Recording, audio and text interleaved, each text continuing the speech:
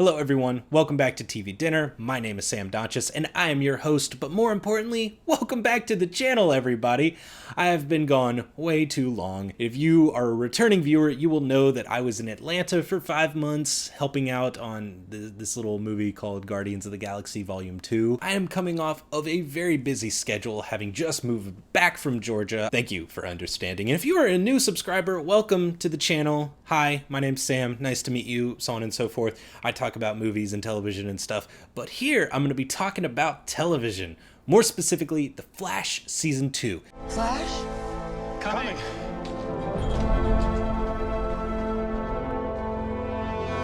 I'll just rip this band-aid right off. The Flash had a bit of a sophomore slump, but as far as sophomore slumps go, this one wasn't that bad. I would even say 80% of the time I found myself actively enjoying The Flash Season 2 because it is a very enjoyable piece of superhero television. Season 1 of The Flash was all about the birth and rise of a hero. Season 2 is more about character growth, and more specifically, learning how to just accept what life throws your way. And as cliche as that sounds, and believe me, the CW is all about those cliches, it really does work for these characters, especially Barry, who has had a lot thrown his way and who has even more thrown his way this season. That's not to say that Season 2 is a downer, because it still has all of the fun. Seriously, these writers are so good at imbuing this show with such a light atmosphere that it is impossible to hate. This character growth in Season 2 is not saved for Barry himself. Cisco, for example, having to deal with his newfound powers. At the beginning of Season 2, he was hiding it from everyone around him, still not completely understanding it himself. Something's happening to me. I'm starting to perceive things, horrible things. I get a vibe, and then a vision of something that's already happened.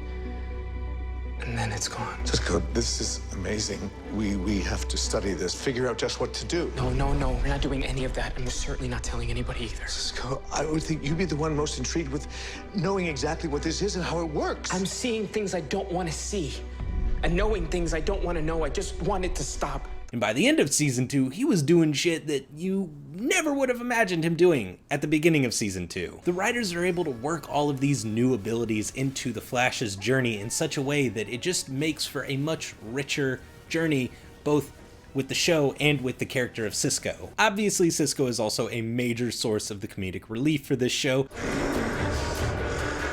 A zombie? For real?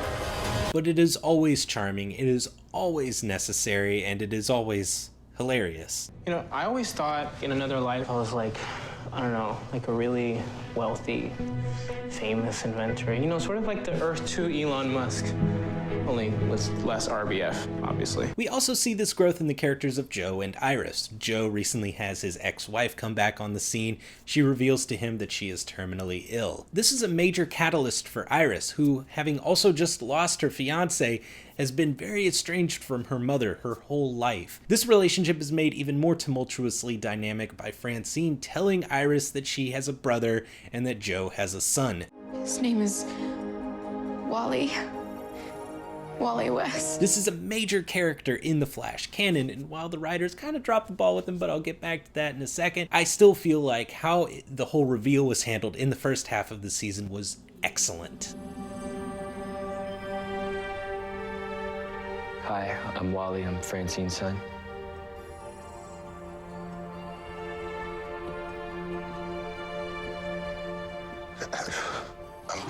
I'm Joe. This is Iris. Hi. Hi. I just wanted to... I don't know. I guess now's a bad time. You've got company, so... No. Come in. Speaking of the writers dropping the ball, let's talk a little bit about Caitlin. She experiences a lot of this similar growth that all the other characters go through, but in kind of a broken pattern. It doesn't work for her as much. In the first episode of season 2, we find out that Ronnie, Caitlin's husband, dies from closing the singularity that closed out season 1 of The Flash. It's been 6 months since the singularity was closed, and Caitlin has gone on to work for Mercury Labs in that time. That kind of shows the audience that this whole incident has affected her and really wrought her brain, because this man that she loved died twice, essentially. They should have shown how absolutely wrecked she was for several episodes in season 2. They just had to establish this crush that she had on Jay Garrick and form this little love story between them to eventually set up Jay Garrick's fall from grace. He was a bastard the whole time, so it doesn't really matter. Caitlin's character is basically a rag doll this season, and it's really frustrating to watch because she was such an interesting character in season 1, and in season 2 she's just kind of the punching bag. But I'm not saying that the writers have given up on Caitlin, because they're clearly trying to do some interesting things with her character by introducing Killer Frost, for example. They're setting up some very interesting future character development with Caitlin. And of course there's Barry Allen, who receives tons of character development this season. But I'm going to start off by talking about his relationships. Relationships taking up a good chunk of the story is kind of the CW's brand. Holy crap. I've made out with the Flash.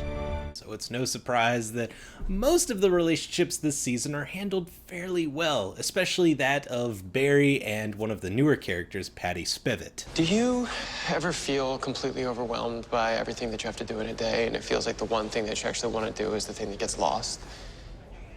I'm confused. What? I've been thinking for a while now, actually. Would you want to get dinner with me sometime? Yeah, this isn't going to be one of those things where I get really excited and then, more science stuff comes up, right? No, that's not. Tomorrow, we can grab an early dinner. I don't want to wait anymore. Okay. Looking forward to it. Maybe I'm alone in this, but I got so much glee out of watching Patty make Barry into a happier person. The episode where Barry is blinded and has to go on his first date with Patty with Cisco in his ear is television perfection. I actually judge my dates on whether or not they stand me up, so you are off to a great start. What do you mean? Who would stand you up? Oh, I have a reputation. Not that kind of reputation. That's not what I meant. That's embarrassing. But of course, with Iris still in the picture, Patty is not long for Central City and is fairly abruptly written out of the show. Goodbye, Barry. However, it does serve Barry's character growth because this season he's exploring this idea of what he really wants in life. Why? You could have had the life you wanted. You could have had everything you ever wanted. I'm gonna give you the thing that you want most. It won't matter. You'll never be truly happy. Barry Allen. I'm alluding to something that I will get to once I actually talk about the finale, but I need to cover several other things before I actually get to that point. Let's talk about Jay Garrick and his eventual reveal as Hunter Zolomon / Zoom. I was never really feeling this interpretation of Jay Garrick, although they did give him some cool moments and some cool action sequences. I just never liked him that much. He just rolls on the scene all charisma and jawline and more charisma, and that hairdo. Really hated that hairdo. He got it cut. I'll give him that. It looked way better, and I actually liked him more. It was the Felicity effect, only opposite. He was also just really preachy all the time, and I get that it was like a reverse psychology thing that he was doing with Barry, like, Barry, you'll never be fast enough to stop Zoom. And he's like, yeah, of course I'm gonna be fast enough to stop Zoom. I'm the Flash. This character interplay is so predictable to me because I know that Jay Garrick is saying all these things to set himself up for an eventual nefarious reveal. Certainly, the writers did a very good job of throwing me, and I'm sure plenty of other audience members, off course. What with the Time Remnant reveal, that was a decent plot twist. I just am kind of disappointed that it ended up being Jay anyway. I'm dying, Barry. There's only one thing that can get me what I need. And you just don't care how many lives you destroy trying to get it? How many people you kill? No, I don't. Teddy Sears, who plays Jay Garrick and Hunter Zolomon in Zoom, is so handsome. So handsome that it's hard for me to believe that he could ever be evil. And when he does become evil, it's still really hard for me to break down in my mind because again, so handsome. And the one scene where he does look genuinely freaking crazy is when he injects the Flash's speed into him and he's all like,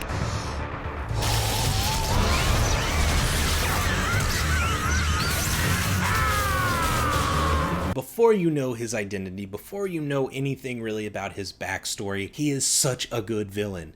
There is just something about him that character design wise is perfect. Even the little clawy fingers that he has, it's all broken whenever he takes that mask off and he still has the claws and he still like mimics his voice.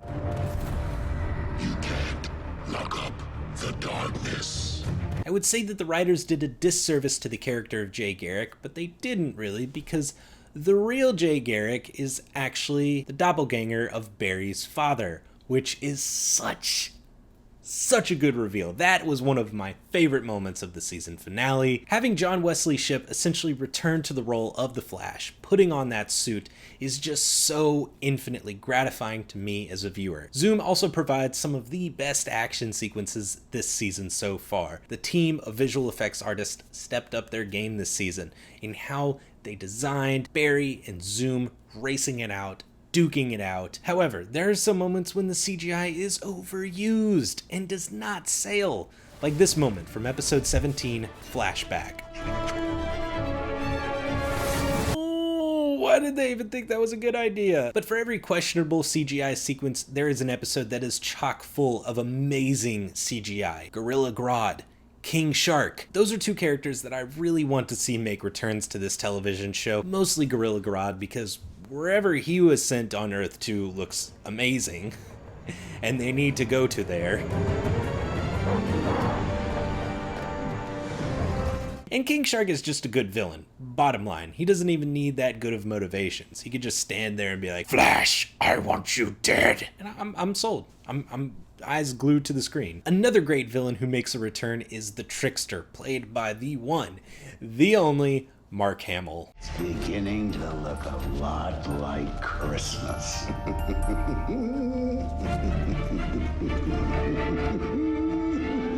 The fact that this is a Christmas episode, I just can't handle it. Everything about it is so good. My stocking won't be completely stuffed until it's filled to the brim with bloody Flash parts. I've gone most of this episode without talking about Harry or Harrison Wells. What Tom Cavanaugh brought to season 1 of The Flash was indispensable. I thought to myself, after season 1, how are they going to bring this actor back to this show in an important way while still retaining most of his character traits? Enter Earth 2 Harrison Wells. The savior of Central City, Dr. Harrison Wells.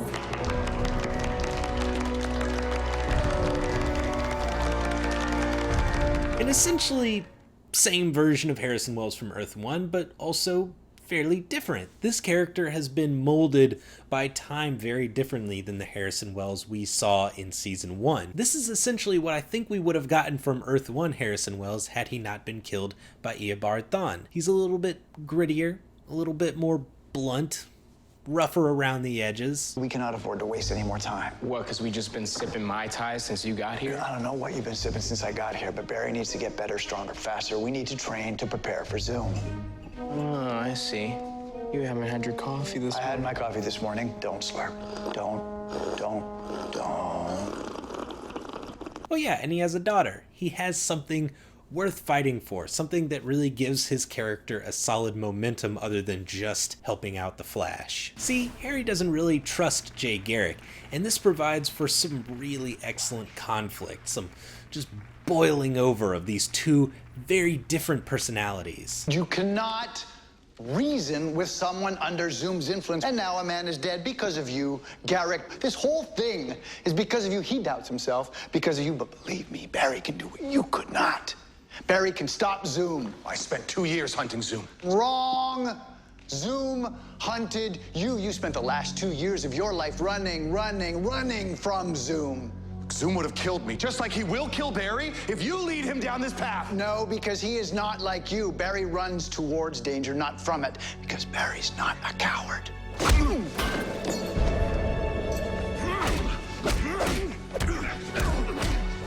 Tom Cavanaugh kind of plays up this version of Harrison Wells, and there's some moments when it kind of comes off as overacting.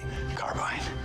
It's some form of carbine. This cell's made of some form of carbine. You'll never be able to freeze them out of there. But overall, I'm just happy that Tom Cavanaugh came back for season 2, and I hope that he finds some way to stick around for season 3. Nothing in life is promised except death.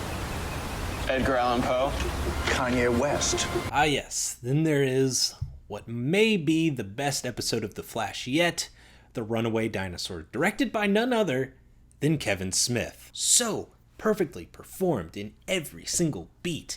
Every scene is just as heartfelt as the last. While it would have been interesting after Barry's death to see these characters go on and have to face Zoom without the Flash, they needed to bring Barry back. It was essential, but it would have been fun. I thought having Wally get hit by the particle accelerator blast that he was gonna become, Kid Flash and then have to save the day against Zoom and discover his own heroism. And then later, maybe at the season finale, they would have brought Barry back, or in season 3, they would have brought Barry back. I'm gonna procrastinate talking about the finale even further by talking about some of the bigger problems I had with this season. Number 1, Wally West. Keenan Lonsdale has some talent. He is coming up through the ranks of movies like The Finest Hours and Insurgent. The CW should be the perfect home for him, but I'm just not feeling him just yet. And maybe I'll get more comfortable with him in season 3, but where it stands right now, I just don't like that actor that much. And the fact that he just comes on the scene and has conflict with pretty much every main character is very grating. Your pops here is a hell of a detective.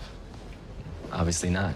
It makes sense for this character because he is introduced during a very difficult period of his life, but I just wish he was a little bit more standoffish instead of in your face. I have conflict with you. This is why I'm mad, or I'm just not gonna say why I'm mad and just be mad. Number 2, Henry Allen's sudden exit. And no, I'm not talking about his death. I'll get to that in a minute. In episode 1 of season 2, Barry receives a video file from Harrison Wells, aka Eobard Thawne, that he recorded before his death. My name is Harrison Wells. Being of sound mind and body, I freely confess to the murder of Nora Allen in her home on the night of March 18th in the year 2000. I attacked Nora Allen. Oh my God. I stabbed her in the chest with a large butcher. He confessed. This allows Barry to get his father out of jail, something huge for him.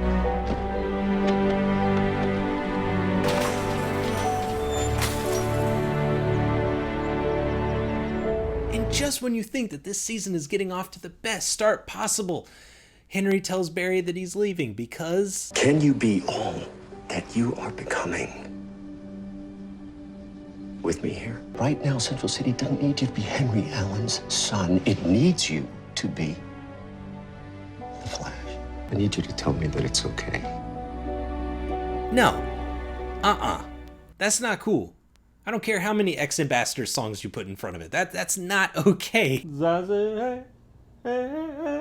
Living like we're renegades. The renegades.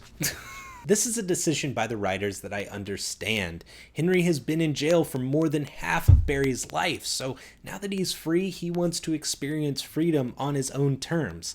And Barry's an adult, he can take care of himself. It was just one of those moments where you feel the rug being pulled right out from under you. Would this season be any better if Henry had stuck around for the entirety of the season? Probably not. It probably would have been very similar because Henry Allen serves a very specific purpose. Plus, there definitely would have been a little bit of competition between Henry and Joe over who is the better father figure for Barry. And I think we all know it's Joe. Joe didn't leave. Joe didn't drive up in the mountains to chop wood. Joe stuck around. Joe's the shit. And I thought his physical evolution couldn't get any better than Salty Sea Dog Joe. It got better. Earth 2 Joe?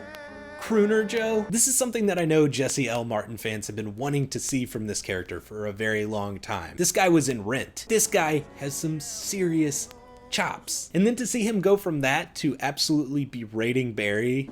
So, you're a singer. So, you're still an idiot.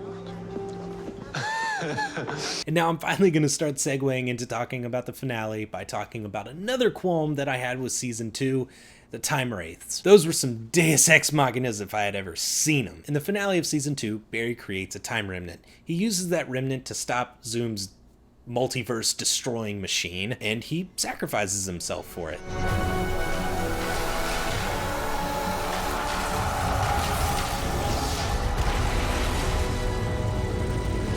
and then Barry pummels Zoom to within an inch of his life. Just when you think Barry's about to end it, he says he doesn't have to, and the time wraiths come out of nowhere and suck all the life out of Zoom and then carry him into the nether realm of the Speed Force where, I don't know. It was visually cool, and it was obviously nice seeing Zoom die in such a satisfying way, but other than that, I was left feeling kind of empty from that moment. Although the way the season actually finished off was so much more than I could have possibly ever imagined. Zoom killed Henry Allen, the last real family that Barry knew. Your mother and I love you. Barry is absolutely wrought with grief. He is inconsolable at this point. So he makes a decision that will change this television show forever.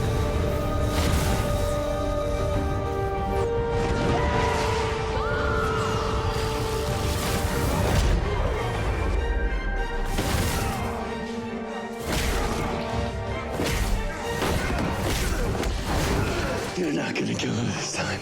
You're not gonna kill her ever again.